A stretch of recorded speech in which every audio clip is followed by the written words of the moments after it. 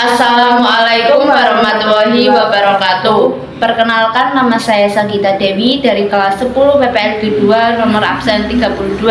Perkenalkan, nama saya Widian Agustin dari kelas 10 PPLG 2 absen 36. Di sini kami akan mempresentasikan hasil proyek kami yang berjudul pembuatan halaman web untuk memperkenalkan Miken Bakery. Tujuan kami membuat website ini adalah untuk memperkenalkan Miken Bakery secara luas ke jangkauan publik.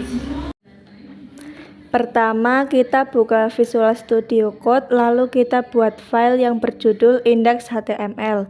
Lalu tekan Shift dan angka 1 secara bersamaan. Kemudian Enter, maka secara otomatis akan keluar struktur HTML yang bertuliskan doctype HTML. Di dalam doctype tersebut berisikan meta charset, meta HTTP, equif, meta name, meta charset digunakan sebagai menentukan encoding dari halaman web.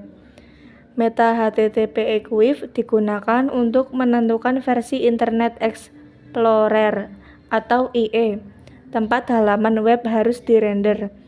Meta name digunakan untuk mengatur area pandang halaman.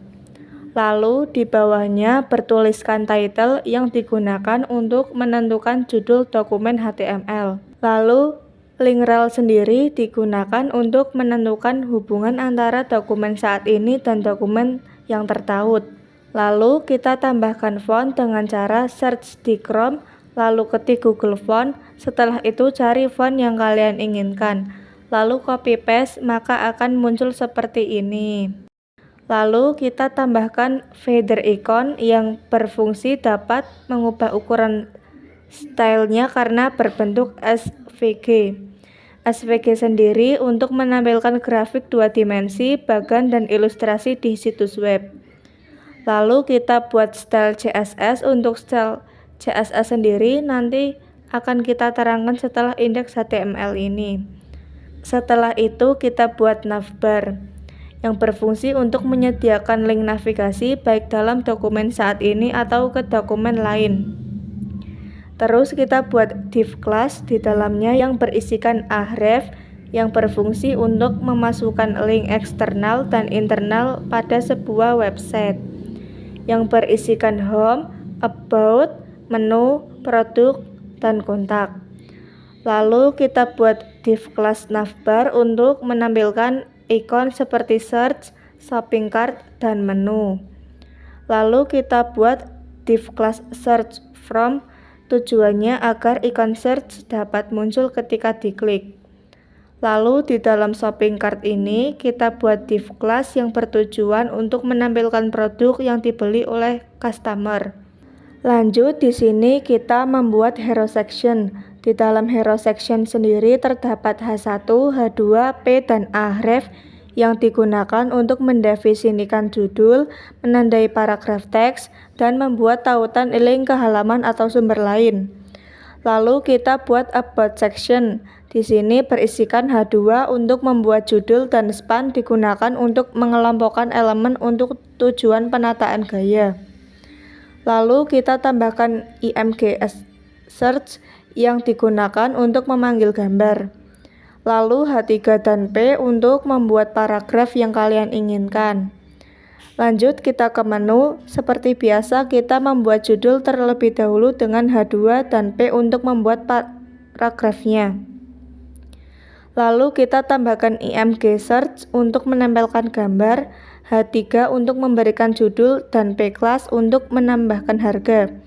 Lakukan proses sebanyak mungkin yang kalian inginkan. Lanjut kita masuk ke produk section. Di sini terdapat judul dan tambahkan ahref sebagai tautan link ke sumber lain. Lalu ketik div class img search untuk menampilkan gambar produk, H3 sebagai nama produk, dan membuat div class yang berisikan idata feeder star sebanyak yang kalian inginkan. Lakukan secara berulang sebanyak yang kalian inginkan.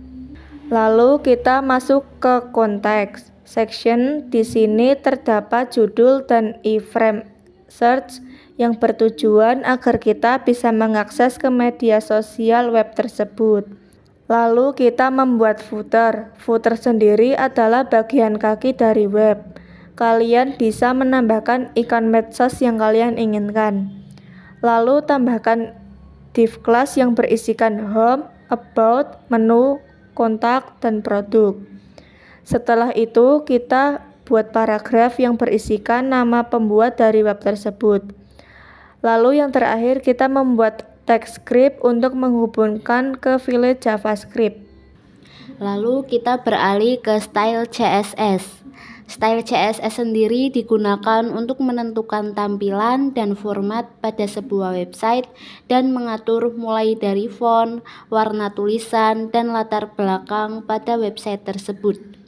Di CSS sendiri terdapat beberapa properti, di antaranya margin, padding, background color, display, border, background image, background position, color, float, right, font, height, weight, box sizing, outline, text decoration, scroll behavior, justify content, alike items, border bottom, position, top, left, z index, font family, content, padding bottom, transform, transition, width, cursor, border radius, gap, main height, max width, text shadow, line height, margin top, mix blend mode, flex, flex warp, grid template columns, overflow. Lalu yang terakhir ada JavaScript. Di dalam JavaScript terdapat beberapa properti, di antaranya dokumen query selector, dokumen advanced listener. Setelah membuat 3 file tersebut, lalu kita klik file yang berada di pojok kiri atas. Lalu klik save as dan simpan folder yang kosong. Ini adalah hasil web dari codingan yang kami buat. Di sini kita menggunakan fitur home tentang kami, menu, produk, dan kontak. Yang pertama kita klik home. Home sendiri berisi kata sambutan untuk customer yang mengunjungi website kami, yang terdapat background gambar produk Miken sendiri. Lanjut kita klik tentang kami. Nah, di bagian sini kita menjelaskan kenapa customer harus memilih roti kami. Seperti yang kita sudah tulis, kita menggunakan kualitas bahan baku terbaik dan berkualitas tinggi. Lalu kita ke menu.